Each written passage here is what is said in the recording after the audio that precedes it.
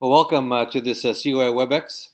Today we have the pleasure of having Dr. Sebastien Hotte present the uh, Kidney Cancer Research Network of Canada, KCRNC, consensus statement on advanced kidney cancer, the management with systemic therapy. And Dr. Hotte is one of our medical oncologists of the Juravinski Cancer Center and a key member of the KCRNC consensus and a past chair of the annual Kidney Cancer Forum. So he's done a great job with this paper, and we look forward to seeing a summary of that consensus statement. Just to emphasize that it's not really a guideline; it's a consensus of the key kidney cancer medical oncologist, urological oncologist, and radiation oncologist across Canada. And we came to this consensus at the last Kidney Cancer Forum about update in systemic therapy. These are our disclosures for the presentation tonight. See, Dr. Hotte has quite a bit more than I do. Just an observation.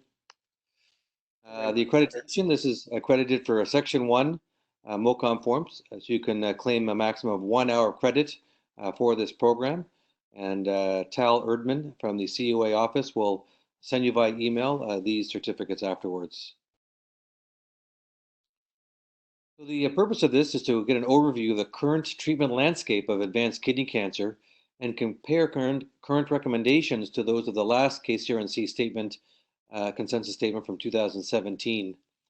We're going to talk about the trials in some detail that have led to the update of these systemic therapy recommendations, to discuss the therapeutic options for advanced kidney cancer, clear cell type, and discuss what is currently approved in Canada and what may be coming up as well. With that, without further ado, I'm going to pass it on to Dr. Hotte to start the presentation. Thanks, Anil. Our fearless CUA leader, Tiffany, had said that I have to look down the camera so that you don't see my double or triple chin, but I haven't figured out how to do this. So if I'm moving around, please ignore that. It's just me trying to see if I can be less ugly. We've got Anil there, so I still look better in comparison. It's a pleasure to be here, and thank you everybody for signing on, and then thank you for watching this if it's the taped version that you're seeing. For our patients with metastatic renal cell carcinoma, the last few years have really changed how we decide which treatment patients should have. And Danny Heng and his group at the IMDC has revolutionized how we can choose patients and which treatments is best for them. And that's really out of the Heng criteria or the IMDC model of risk stratification in the era of tyrosine kinase inhibition, such as sunitinib and pazopanib. And what they've come up with, looking at all of the data of the real world analyses that they've been collecting, is 6 different variables. First is time from diagnosis to treatment of less than a year. If you are less than a year before requiring treatment from the time you're diagnosed, you get 1 tick mark, we'll get 1 point. Same thing goes for Karnofsky, less than 80%, hemoglobin, less than the lower limit of normal, a calcium that's above the upper limit of normal, neutrophil, again, above the upper limit of normal, and high platelets. So if you've got 0 of these, then you're in the favorable risk category. And if you've got 1 or 2 of these, you're in intermediate. If you have 3 or more, you have poor prognostic group based on the IMDC criteria. Slide. And it's pretty incredible how well the curves have been dichotomizing, have been separating based on the favorable, intermediate, and poor risk, with median overall survivals from 43 months in the favorable risk down to only 8 months in the poor risk category. Next slide.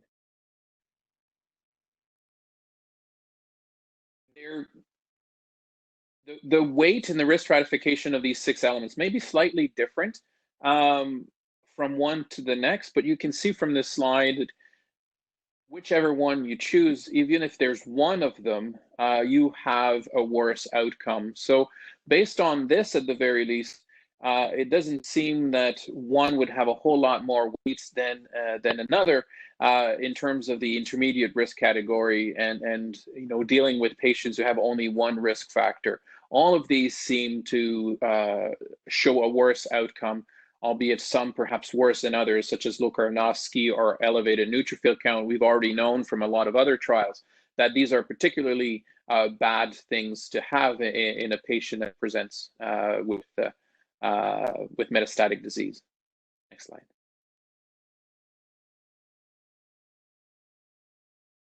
This said, the intermediate ones and the intermediate two may have a slightly different prognostic, different prognosis.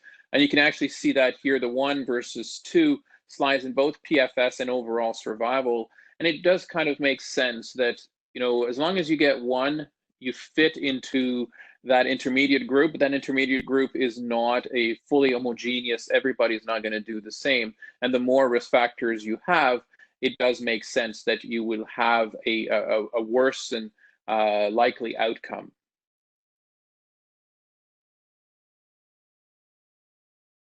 To recap, what we've been using for our patients over the last decade has really been twofold. One, immuno-oncology, and before targeted therapy became the standard of care and used in most of our patients, immuno-oncology was there with the interferon and interleukin-2. I think we need to remember that immuno-oncology has been there longer than any of the TKIs that we've seen.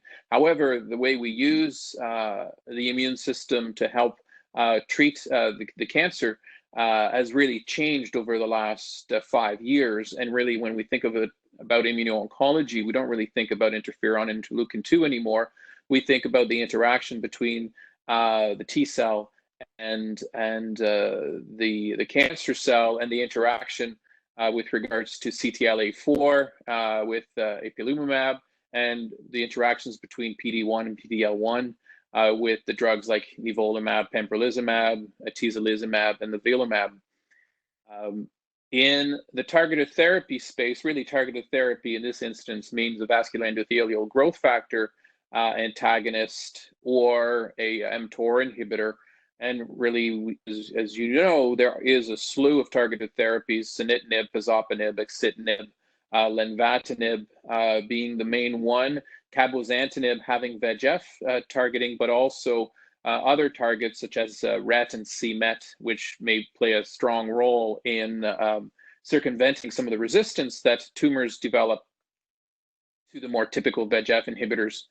Sorafenib and bevacizumab are also, at least on paper, therapeutic options, but not used very much at all. And then we still have the mTOR inhibitors such as everolimus and temsirolimus, which are in that middle of your of this cartoon, affecting mTOR and the downstream pathways of transcription activation, metabolomics, and VEGF inhibition as well.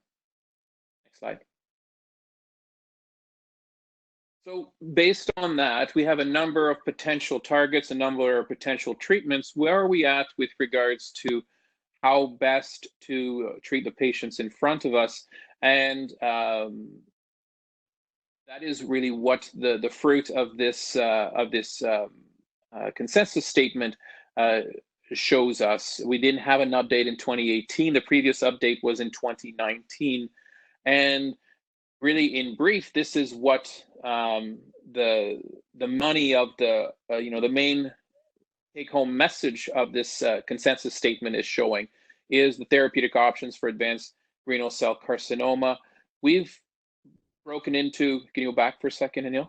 Sure. We've broken it into untreated and then second line and beyond. We've trying to get away from the very artificial silos of first line, second line, third line. We're trying to think a bit more mechanistically, and we'll spend more time in the second line and beyond there to explain that. And in the untreated, especially, we've looked at favorable risk versus the non-favorable risk, or the intermediate and poor risk, because that's really what the trials are guiding, are telling us we should do with our patients in terms of dichotomizing which treatment's best for them. Next slide. I think I might add, Sebastian, that when we put this consensus together, that you notice some of these combinations are not yet approved in Canada and not available as yet, but we wanted to give the best evidence as of November 2019 for these. And so, for example, axitinib pembrolizumab and other combinations are not yet available in Canada, but I think this is the latest evidence that we want to push for the best options for our patients. Yeah, I think that's an excellent point. I think we felt that the role of a consensus statement was not to just rehash what the government has made available with regards to Health Canada approval or with regards to the funding, but really what we think the science is telling us. So what are the trials out there that are showing good benefit, and as a result, which are the treatment options that should be in a perfect world be made available for those patients. You're quite right, Anil.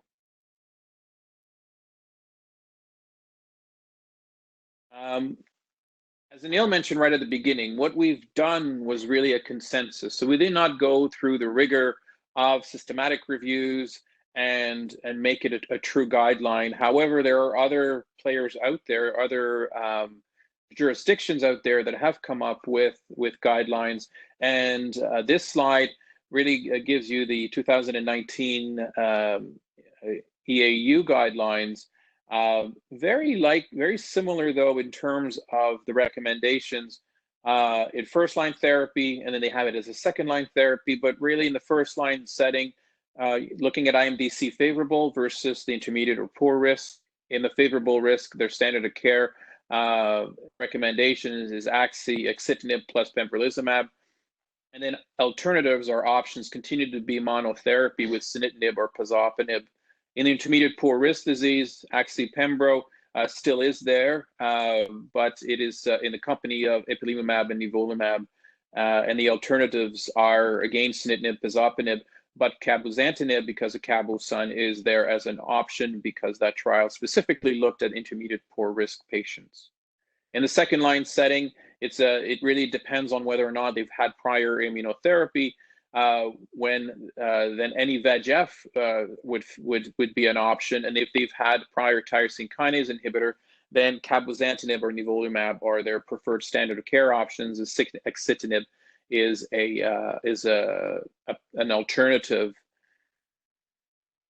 The reason why we put this slide in is really to just compare briefly the difference between the Canadian recommendations. And just to go back here, you can see that the first line preferred options are pretty similar. Axitinib pembrolizumab for favorable risk, and for intermediate poor risk, ipi-nivo or axi-pembro. But you'll see for the second line and beyond, prior VEGF is pretty standard for nivolumab and cabozantinib. But you'll see here that we have, as Canadians, have chosen to put cabozantinib and axitinib after IO therapy preferred options. And this is different than the EAU guidelines, where they say any VEGF for targeted therapy. And Dr. Hotte will go through some details to why we made that decision for our consensus statement. The NCCN, I guess I've always loved the NCCN because it's always a bit more of a grab bag in terms of what do physicians think is a possible options, and pretty much everything makes it. It's also interesting that they're so advanced that they've already published the 2020 guidelines, despite it being still 2019. But in any case, again, very similar to the Canadian consensus. In fact, perhaps even more inclusive. And the favorable risk patients, axi, pembro, sunitinib, or pazopanib are the options in terms of the preferred option. And then other recommendations, they actually have ipi-nivolumab, and that's really in large part because of a not insignificant complete response rate. This said, the Health Canada approval really is in the intermediate to poor risk disease in this setting. Cabozantinib, again, not really based on great data, because the cabozantinib trial, Cabo-Sun, was looking at the intermediate poor risk disease. So I'm not going to spend a whole lot more time on that, just to say that it's a very inclusive guideline, and it may not be quite as useful in our setting because it goes even further and beyond what is evidence-based sometimes. ESMO is a lot closer to what we've come up as a consensus statement, and really in the clear cell renal cell carcinoma, put it into good risk, intermediate risk, and poor risk disease. And in the good risk, the standard again are sunitinib, pazopanib. They still have their bevacizumab and interferon. We do not have that in our guideline, and they actually have tivozanib, which we don't have, and it's not Health Canada approved, and will not be Health Canada approved. Options are the usual ones of, well, actually not the usual ones, really. There are some of the older options of high-dose interleukin-2, bevacizumab, and low-dose interferon.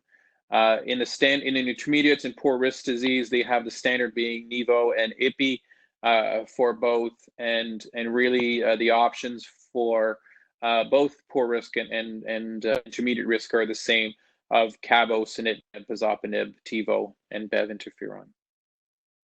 Next slide. The subsequent therapy, again, they've dichotomized it in terms of TKI or Nivo Ipi. They don't have a TKI plus a checkpoint inhibitor approved yet in Europe, so none of the recommendations are including the combination checkpoint plus TKI, and that's why the recommendations here are either post TKI or post Ipi-Nivo, and those are fairly broad in terms of if you've had Ipi-Nivo, then any TKI, including lenvatinib plus everolimus, and if you've had a TKI, then the standard would be Nivo or cabozantinib.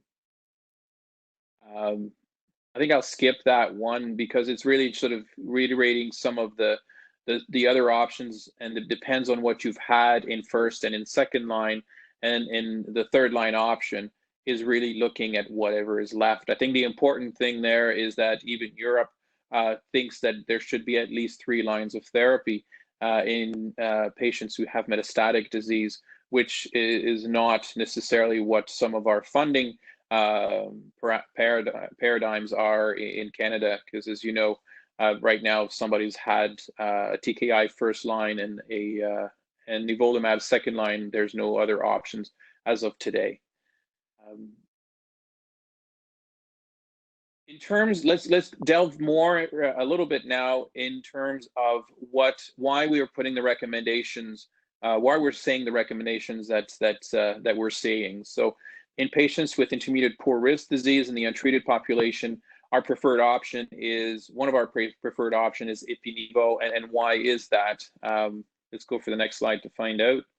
I think as all of you know, Checkmate 214 was randomizing patients to Ipi-Nivo, sort of Ipi being 1 milligram per kilogram, Nivo being 3 milligrams per kilogram, and sunitinib being 50 milligrams orally daily every 4 weeks in a 6-week cycle, and had 3 co-primary endpoints, all of which in the IMDC intermediate and poor risk patients, although patients with good risk disease could also be entered onto the trial.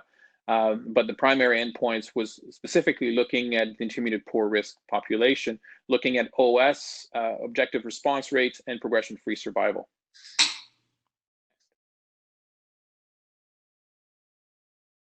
The main outcome, as we all know, is overall survival in the intermediate poor risk disease, and what we saw was a roughly of 40%, so 37% to be exact, improvement in the hazard ratios for death. And if you actually look at 12-month and 18-month overall survival, an improvement by 12 to 15%, by 15% in the 18-month overall survival, 75% of patients being alive at 18 months if they were on Ipi-Nivo, compared to 60% in sunitinib. response rate were also significantly better. What was incredibly interesting to see was a 9.4% rate of complete responses, certainly at the time, and to a certain degree still now. We don't exactly know whether this is going to be a cure, whether it's going to be a prolonged or permanent complete response. But it's certainly an interesting thing to see. And I forget if we were showing it at a later date, but the update is actually showing that the complete response rate proportion is increasing and is now 11% with further follow-up. So some of those good PRs have continued to have resolution of their disease and have become CRs. Not surprisingly, in what we've seen before, very few patients had a complete response with sunitinib. It didn't matter really who the patients were, whether they were younger or older, whether they were male or female, whether they were from the US, the rest of the world, and we're European for this study. Depending on which trial you look at, we're either part of Europe or we're part of North America, or sometimes we're part of the rest of the world. We get basically put in wherever they need us. For this one, we're part of Europe. And again, whether they were intermediate risk or whether they were poor risk, the odds of benefit, perhaps not the magnitude of benefit, but the odds of benefit was just as good. If anything, patients with poorer risk disease might have done a little bit better with a hazard ratio of 0.57 versus 0.66. And that really does go with the biological effect of immunotherapy, which seems to work best in those tumors that are more aggressive, more recognizable by the immune system. Next slide. Sebastien, any comments on the older patient over 75? No, other than the fact that there's a few things here. One is there are very few of them. So I always hesitate to make comments on very small subgroups. I hesitate to make comments on small groups, on subgroups to start with. When they're this small, it's also very difficult.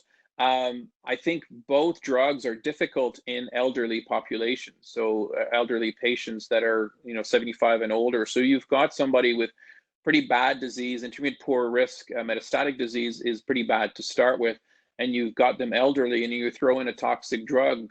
I'm not surprised that it's not doing much better one versus the other. They're also, their life expectancy is a lot less than if they were 62 years old.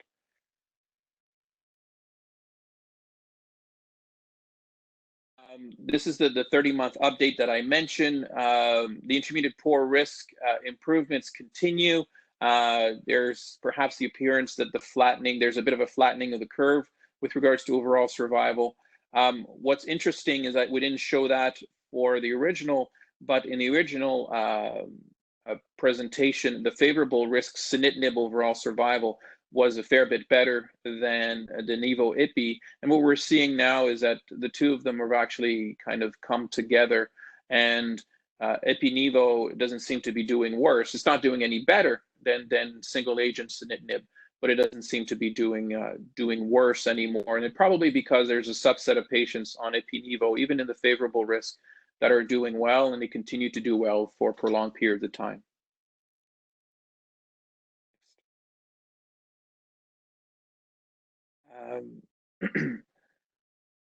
And then I think really this is just making the point that if there is a subset where hormone or immunotherapy, specifically Ipi-Nivo, should be strongly considered, is that population of patients who have sarcomatoid disease. Sarcomatoid disease used to be a horrible thing for us to see coming to our clinic, because we knew that they would not do very well with any treatment that we had.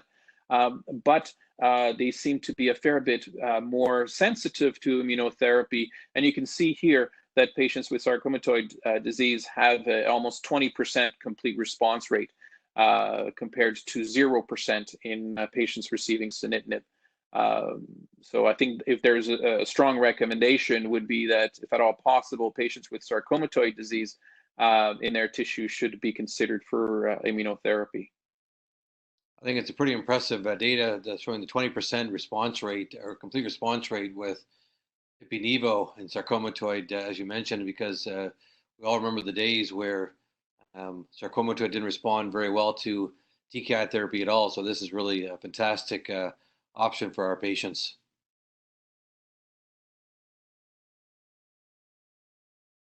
The other question that a lot of us have had is, does it matter how many, if you know those patients that are in intermediate risk, does it seem to matter whether or not um, they have one risk factor or multiple risk factor?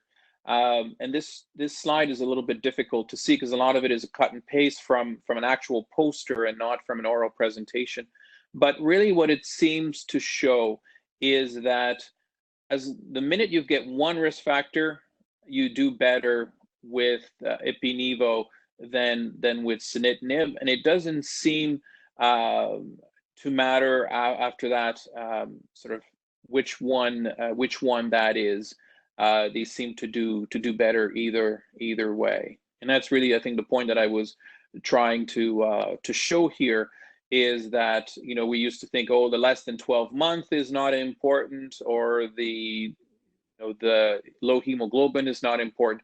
They all seem to have importance. At the minute you get one, it's good enough to make ipi-nivo a better treatment option compared to single agent sunitinib. Now, are you better off having a TKI plus a checkpoint inhibitors? We don't have that head-to-head comparison. I don't think we ever will. And that's certainly going to be an individualized decision-making between the physician and the patient there.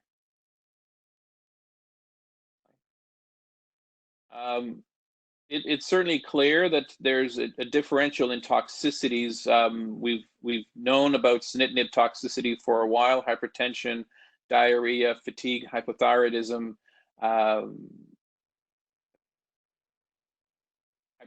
mentioned hypertension, the hand-foot issues, especially at the areas of calluses and stomatitis, are not insignificant. They're very different, the toxicities with ipi-nivo. They're really the immune-related, autoimmune-related toxicities. Fatigue is still there, but pruritus, diarrhea, hypothyroidism are significant. And a proportion of patients will require high-dose corticosteroids. So I think it's important, before you start patients on ipi-nivo, you have to be aware that there's a risk. They may need 50 to 100 milligrams of prednisone, and they may need that for weeks. So if they're already fairly brittle diabetics, or if they have contraindications to corticosteroids for any other reason, they have poorly controlled bipolar disease, something like that, that they can't have corticosteroids, then ipi-nivo may not be for them, even if they don't have an autoimmune disorder that would exclude them.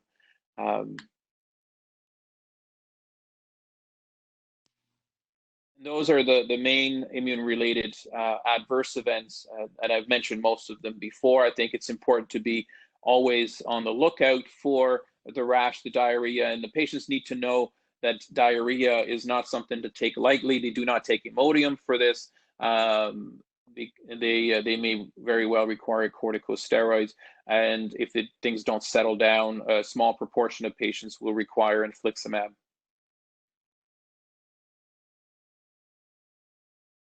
So really, what are the key learnings for Checkmate 214 is that in intermediate poor risk patients, there's a significant improvement with regards to response rates, overall survival of ipi-nivo compared to standard sunitinib. No significant difference between the groups for PFS, which we didn't show that here. And PFS is often a bit difficult in especially in immunotherapy trials.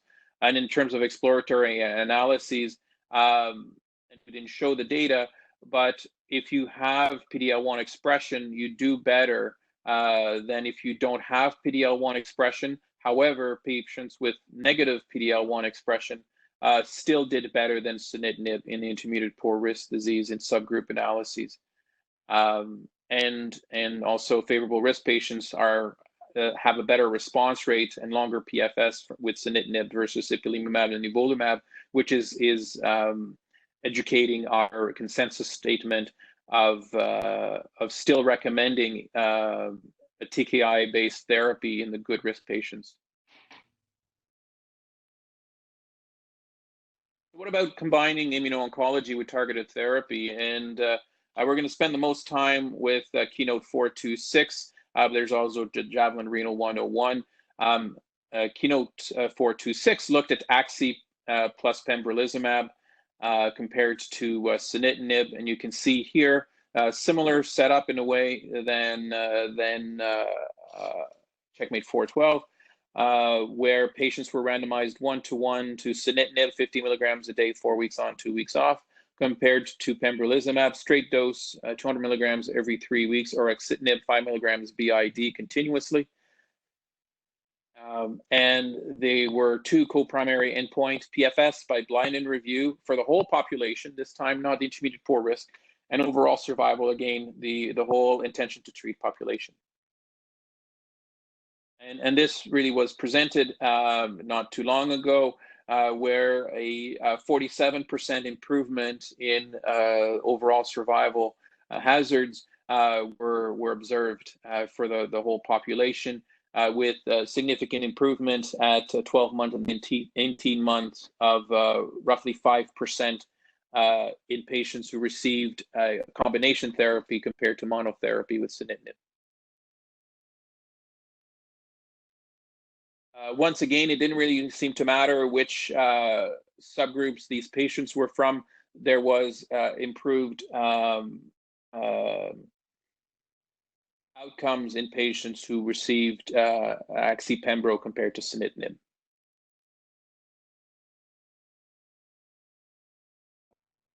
Once again, we're seeing sort of the biological effect of the combination of the drugs. This time it is a 6% complete response rate. I think it's important to know that this does not mean that it's a final one. We've seen with ipi/nivo that it's been improving over time, increasing over time. What we also know is this trial was reported very early, so fairly immature data. And in fact, I still have some patients on 426 that remain on therapy up to this day. So a lot of these partial responses may become complete responses over time, but it's good to see that we're increasing the complete response rates in patients with receiving pembro-axi as well as ipi/nivo. The toxicity profile of axi-pembro is a little bit different than both sunitinib or ipi/nivo, because you've got a combination of both. So as a result, the toxicities is a combination of both. This said, only about 10% of patients had to stop both drugs. One of the two drugs was stopped in about 30% of patients, usually pembrolizumab, because of immune-related events, especially things like diarrhea or liver toxicity.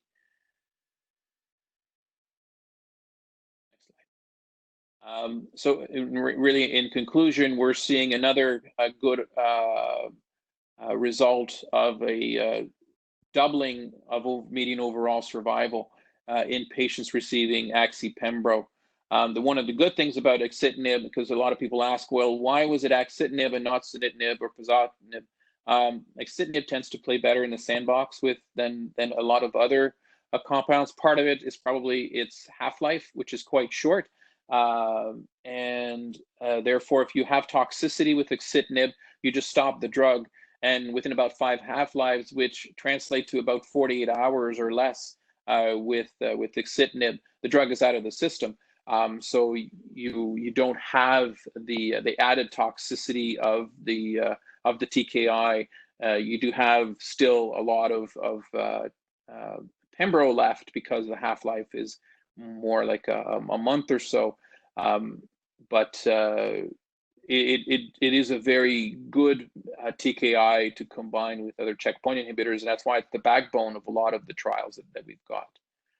What we're seeing, the benefits that we're seeing are seen in all subgroups, including the IMDC favorable, intermediate, and poor risk group, which is why this is a treatment option that we can recommend as a favored option in the untreated good risk category, and then another option to ipi/nivo in the intermediate poor risk category.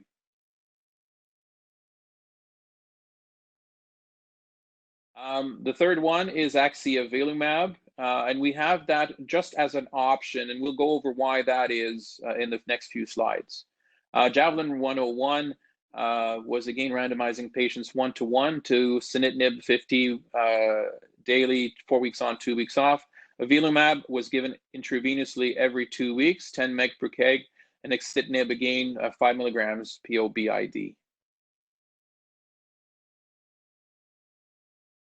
The in this population, the primary outcome measure was a little bit different than the first two. It was progression-free survival by independent review, but in patients who had PD-L1 positive disease. And here you can actually see the summary of the efficacy of 101 as we have so far. The PFS in the PD-L1 positive population was significantly improved, about doubled compared to sunitinib. The overall population also saw a significant improvement with hazard ratio of 0.69. Objective response rates was seen very similarly to Axi-Pembro, 55% objective response rate. There were fewer complete responses seen, but this was a trial that was presented even earlier than the Pembro-Axi study presented the data. So it's still quite early in terms of what we can expect. Next slide. Overall survival is still very much immature. Only 14 to 17% of events have been seen, and that's really not enough to say anything. They do mention a hazard ratio of 0.78, but really with curves like this, I don't think you can comment on whether or not there's going to be an improvement in OS seen just yet, and we have to wait for the update. And really, in summary, we do see quite positive progression-free survival improvement, quite positive responses in all subgroups. So the primary outcome was in PD-L1 positive, but really we're seeing it in all subgroups. But we're not yet seeing overall survival data, and we're seeing it with the first two trials that we talked about. And that's why it's there as an option, because there's definitely some biological effect. But the magnitude and the strength of the evidence is not as strong as for the first two. So whether or not we move it to one of the preferred options from one of the just regular options for 2020, hopefully an update will help us make that decision. Sebastien, based upon this slide, then, this is a summary of the complete responses. As you mentioned, perhaps the avelumab axitinib data, Pembro-Axi data is not quite mature enough, but you can see the differences in the CRs with this and updated ipi-nivo at 11%.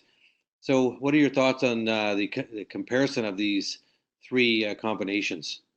Well, I think the easy answer, Anil, is we should never compare, although we always compare. I think it depends on the patient in front of you, and there's going to be positives and negatives for most. I don't think that avelumab axitinib is really ready for prime time, so I would take that out of my recommendations to patients for most situations at this point. In patients with good risk, there are still some that I would recommend monotherapy with sunitinib, especially if they have had fairly slow growing disease for a number of years before it's time to start them on therapy. They may not need double therapy. If they have a contraindication to immunotherapy, or they can't handle a corticosteroid, then I think I'd be still pretty happy with sunitinib or pazopanib. What about the intermediate poor risk patient, ipi-nivo versus Pembro-Axi? Do you have any thoughts on that at this point, or is it still too early? I think it's still too early. There's a few things. I think that in the poor, certainly in the sarcomatoid, to me, the decision is clear that I would want to go with ipi-nivo. Although there is certainly an increased CR rate in sarcomatoid patients who received Pembro-Axi as well too. I think this is really a subgroup of patients who are very driven by they're very sort of immune hot, and therefore will derive most of the benefit from the checkpoint inhibitors. I think for most other patients, one of the advantages of having ipi-nivo is that it is a kind of a pure mechanism of action. You've got immunotherapy, and then you can go on to receive a number of TKIs, hopefully, depending on what the funding situation is going to be over the next months.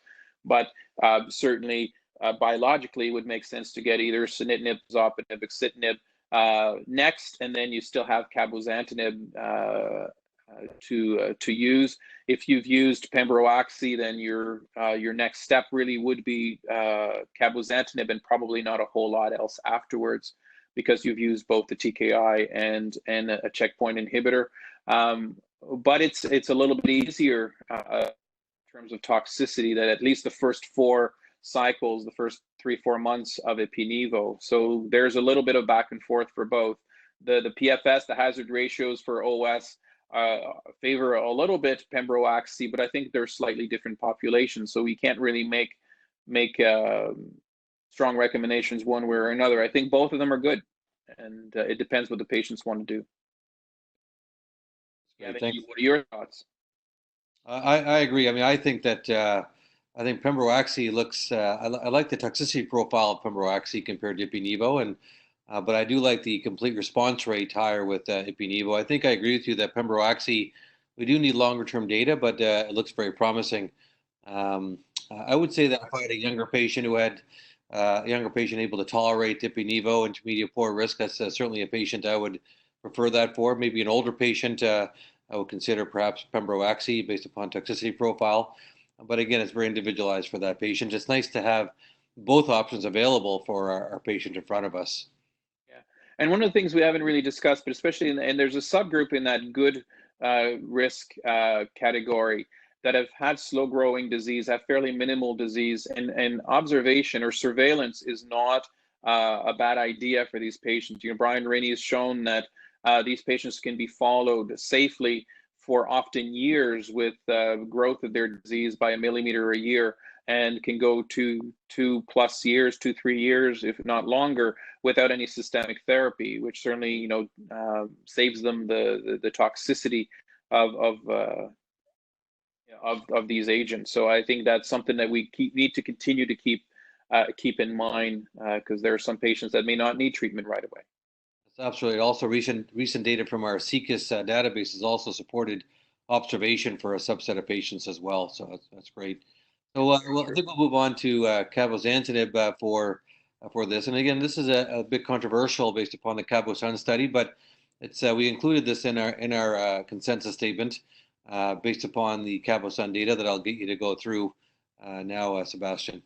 Yeah, so cabozantinib is a bit of a special TKI in that it has the VEGF inhibition like the other TKIs have, but it also is a bit of a more promiscuous TKI, and hits others such as MET and RET and AXL, and those are important mechanisms of resistance to VEGF inhibitors. So I think that's the attractiveness of cabozantinib. You said promiscuous, huh? Yeah, I thought you'd comment on that. So CABO-SUN was actually in patients with intermediate poor risk disease by IMDC. It was a phase 2 study, and it was designed to show progression-free survival as the primary outcome measure. And it randomized patients 1-to-1 to the usual sunitinib or cabozantinib 60 milligrams daily.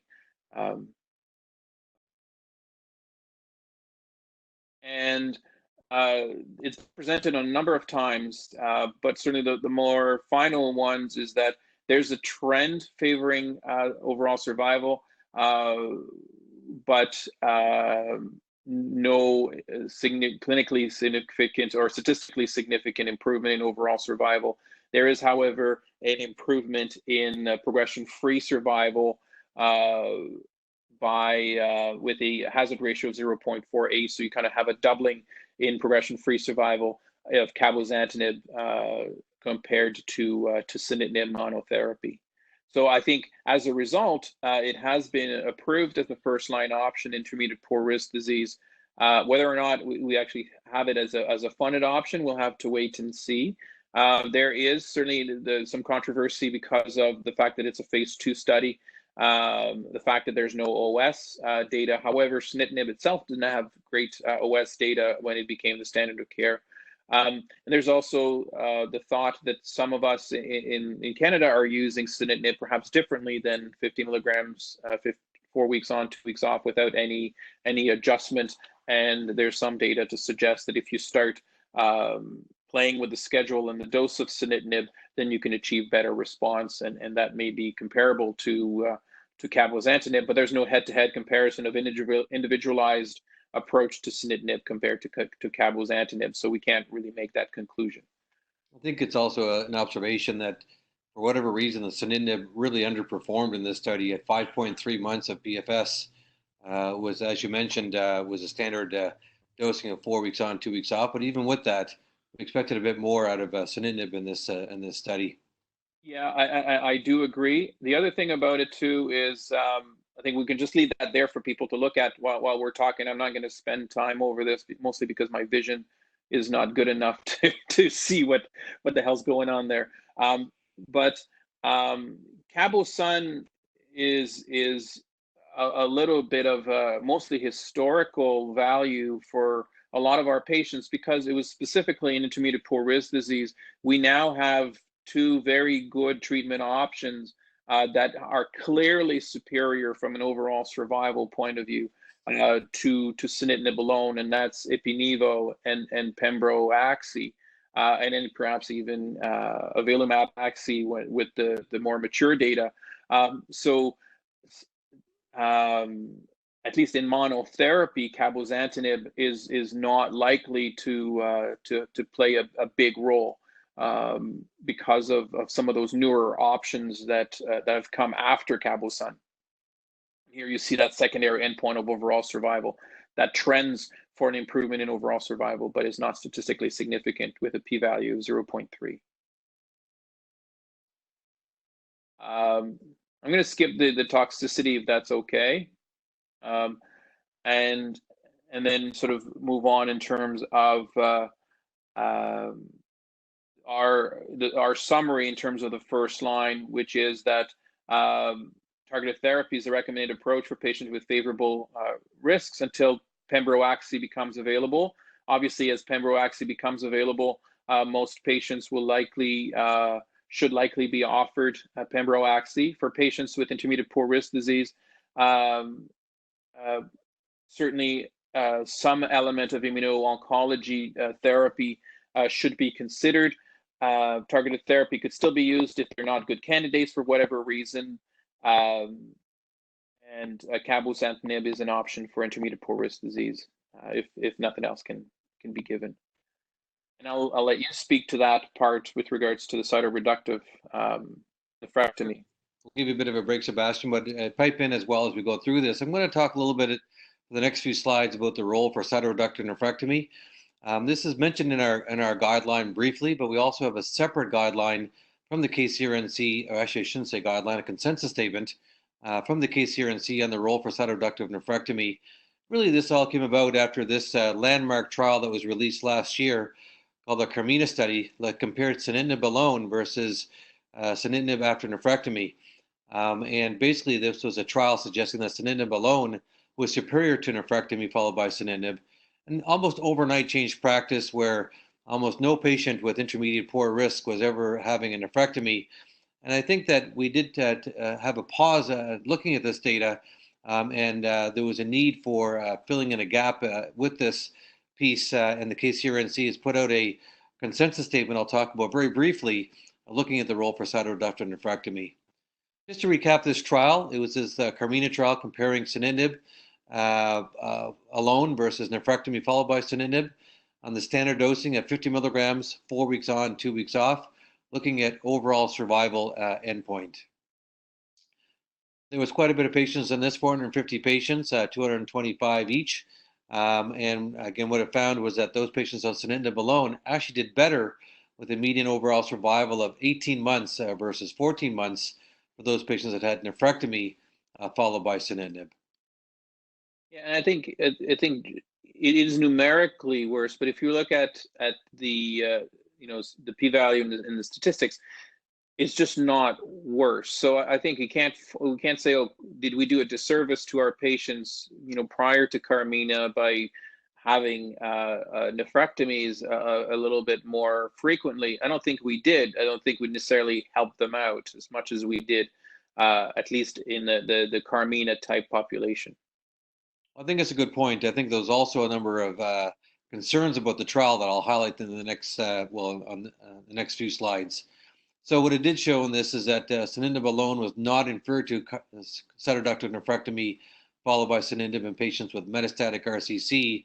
The median overall survival appeared to be longer in the sunitinib alone arm for all patients than in intermediate risk patients.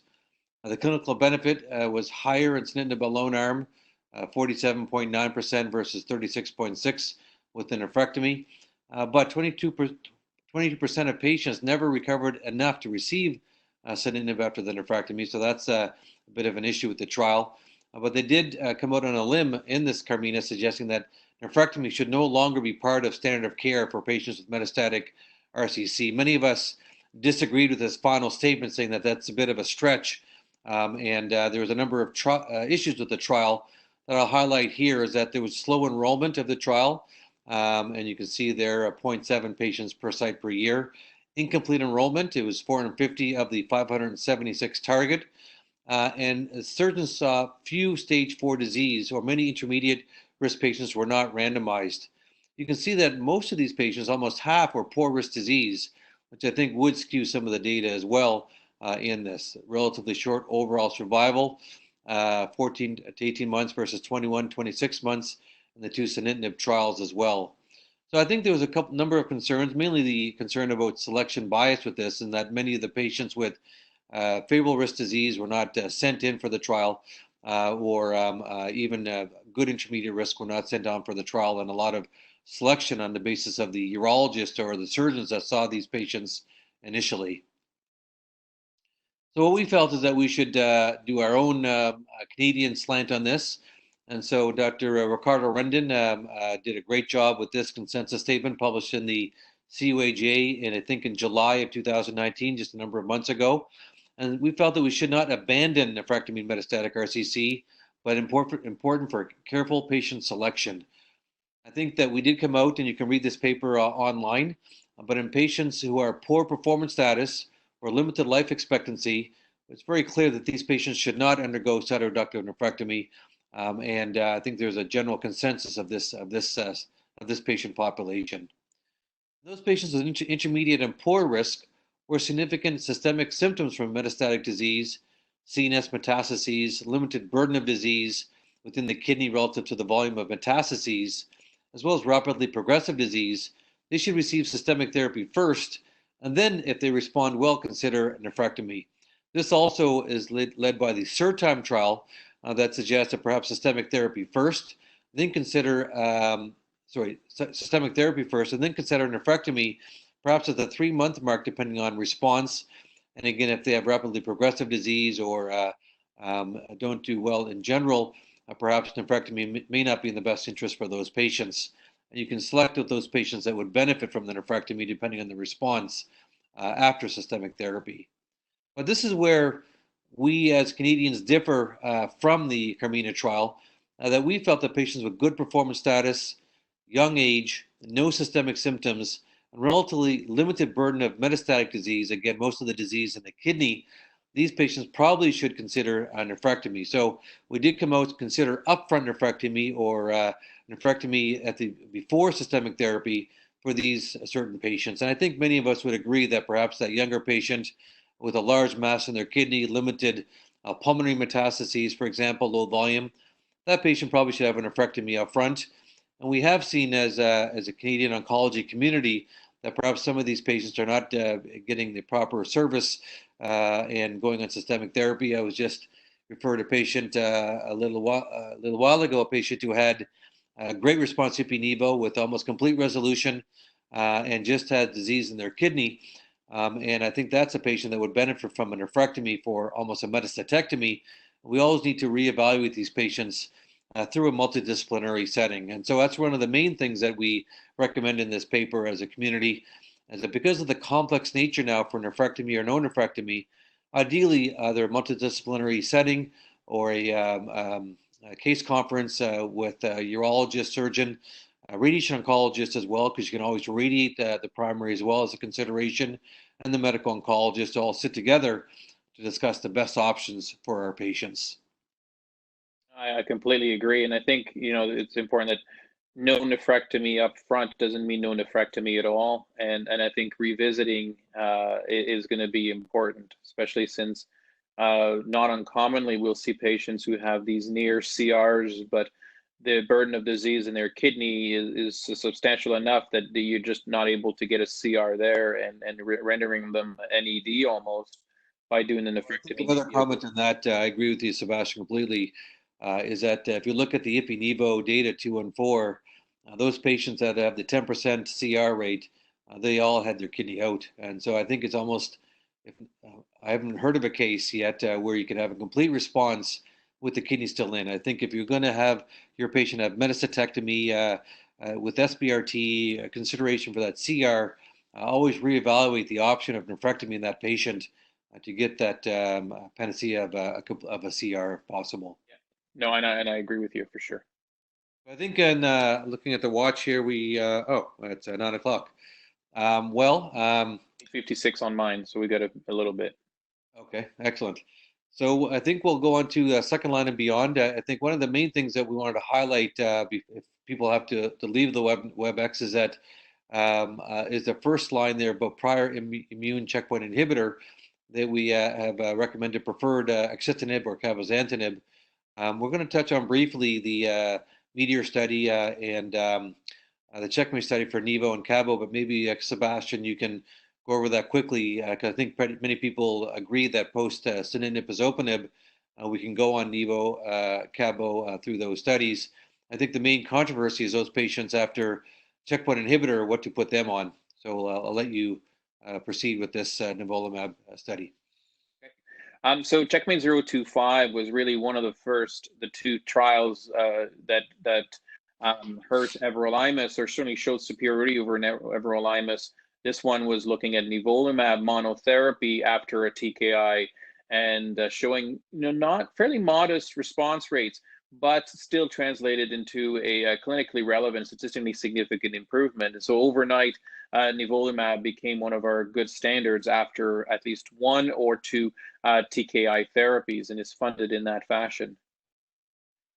The Meteor study was that second trial against everolimus, very similar setup of a trial, and looking as a primary outcome measure, one of the primary outcome measures of overall survival. Next slide. And really, one of the primary endpoints of progression-free survival in the intent to treat populations was clearly better of cabozantinib over everolimus. And then if we go to the next slide, the response rate was also a fair bit better, albeit somewhat modest at 17%. Those are patients who were fairly heavily pretreated. Some of them had previous checkpoint inhibitors. Many of them had 2+ previous TKIs. Next slide. But also what was important to see is that overall survival at the second interim analyses was significantly improved, with a 34% improvement in survival in patients who received cabozantinib compared to everolimus. So if you compare all of the second-line therapies together, the first one that came out was everolimus compared to placebo. That was really a PFS because patients could go on to receive everolimus after they progressed on placebo, showing an improvement in PFS, no improvement in overall survival. And around the same time, AXI versus sorafenib in the AXIS trial gave us axitinib as an option. And then really the more important ones, I think that the larger trials that showed OS improvement were nivolumab and cabozantinib. And then a smaller trial, but an intriguing one of lenvatinib plus everolimus compared to lenvatinib compared to everolimus alone in the kind of a 150 patient trial, showed a median progression-free survival that was significantly better than everolimus and even better than lenvatinib alone, and also an improvement in overall survival of the combination. And that has led to Health Canada approval. The funding has been slower to come at this point. For the sake of completeness, we did put lenvatinib everolimus, even though it was a phase 2 trial, into our consensus statement. Like we did, to be consistent, we put cabozantinib as well, both being Health Canada approved. Like you mentioned, the more controversial aspect, because we're lacking good prospective data, is what to do in patients who had prior immune checkpoint inhibitors. So the ipi-nivo population, we've put in as our preferred option cabo or axi, although sunitinib, pazopanib are also potential options. We do have to be worried about the long half-life of checkpoint inhibitors and being careful for some of those toxicities that can happen with both drugs, such as liver toxicity or diarrhea. So be aware of that if you switch from ipi-nivo to a TKI. And in patients who receive both a VEGF inhibitor and a checkpoint inhibitor, from a mechanistic point of view, really the drug that is likely to have the better effect is cabozantinib. And there are some small studies, most of them retrospective, that show that there is still a good response rate and some efficacy of cabozantinib after VEGF and checkpoint inhibitors. This is the, maybe I can speak to this briefly, Sebastien, since I did the slides and you didn't, is that this is just a summary of all the studies that are out there. Again, no randomized controlled data, but based upon this is where we put our recommendation for cabozantinib or axitinib after checkpoint inhibitors. And some of this data is actually, just to highlight, we have a CKIS analysis that came out of this by Kellerai, and looking at, I think it's number 5 from the top there, 5 or 6, looking at targeted therapy after checkpoint inhibitors. And based upon this CKIS analysis, we suggest TKI as opposed to mTOR inhibitor for those patients after progression of checkpoint inhibitors. So these references are there for you, and this presentation will be online for reference to look at this data. If you want to comment to that, Sebastien? No, I don't have much else to say, other than they're a fairly small series, but that's all we've got. And really, I think we're not going to be able to replicate phase 1, phase 3 trials for all of the different combinations. So we have to be pragmatic and use the data we have to make our choices. We just have a couple of slides left for Sebastien to wrap up, and we'll just go to the next one. You know, I think it's clear that there's been a lot of advances over the last 3-4 years. There's still a lot of work to be done and a lot of trials that are ongoing, and we're going to be reporting soon. The Keynote 679 is projected completion date next summer, is looking at Pembro plus paclitaxel compared to sunitinib or pazopanib, looking at response rate. It's more of a phase 2 study, but trying to improve upon pembrolizumab. The Checkmate 9ER is combining nivo with cabozantinib this time around and comparing it to sunitinib. Again, a readout in the next year or so. The CLEAR study, which is just completed, its accrual, looked at nivo plus cabozantinib compared to sunitinib, and lenvatinib plus everolimus versus lenvatinib plus pembro versus sunitinib, a large trial, the primary endpoint of PFS. And then the last trial is starting to look again at some of those novel immunotherapeutic agents, and in this setting, and Cater or Nectar 214 compared to sunitinib or cabozantinib in combination with nivolumab. And that's going to be a little bit further out. We're moving these just like we normally would earlier in the adjuvant and neoadjuvant setting. And again, I'm not going to go through all of those for these, but most of them are still accruing, and it will be a number of years before we get to see the data. But it really is using the thought that, well, placebo or active surveillance is still the standard of care in the adjuvant setting, and it's trying to see if immunotherapy, either monotherapy or combination like nivo ipi, or combination with durvatremi will improve overall survival or disease-free survival. Just to talk to this slide a bit more as well, all these adjuvant studies are currently closed in Canada except for the Prosper RCC, which is ramping up in Canada now. So this is just a plug for this trial. This is a trial which is a cooperative group trial looking at nivolumab before surgery versus surgery alone. And so we encourage you to recruit for this trial at your local center. A number of sites have been activated across the country, and that's a good adjuvant trial to consider for your patient. And as another plug, I think, Anil, you're the surgical chair for Prosper, and who Danny is the medical chair. You may have heard of him, Danny Hang. He's a little bit. He's a junior investigator in Alberta somewhere. Well, he may actually not be Canadian after they've separated, but for now he's still a Canadian investigator. So final word, Sebastien. Sebastien did a fantastic job summarizing that data. Thank you. Any final words for all of us? No, not other than the fact that it's when things are becoming complicated, that's usually a good thing for patients. It means that there are more options, and these options are better than what we had 5 years ago. And then what we had 5 years ago was better than what we had in the 1990s and late 1990s when I started practicing, where all we had was interferon and sometimes interleukin-2. So we are making steps forward, and hopefully the real money is going to be, can we actually increase the cure rates in the adjuvant setting? And so hopefully the next big step is going to be in 2025, where all of these trials are going to start reading out, hopefully positively. But for the time being, I think combination therapy is really where it's at, and the first line setting of our patients. Thank you so much. I think because of lack of time, we don't have any room for questions, but you can always call Sebastien up on his cell phone, and he'll be able to answer any questions you may have. Thanks very much. Thanks everybody for tuning in. Yes, and then as a last word, I apologize for the mustache. Happy Movember, everybody, and feel free to donate. Okay.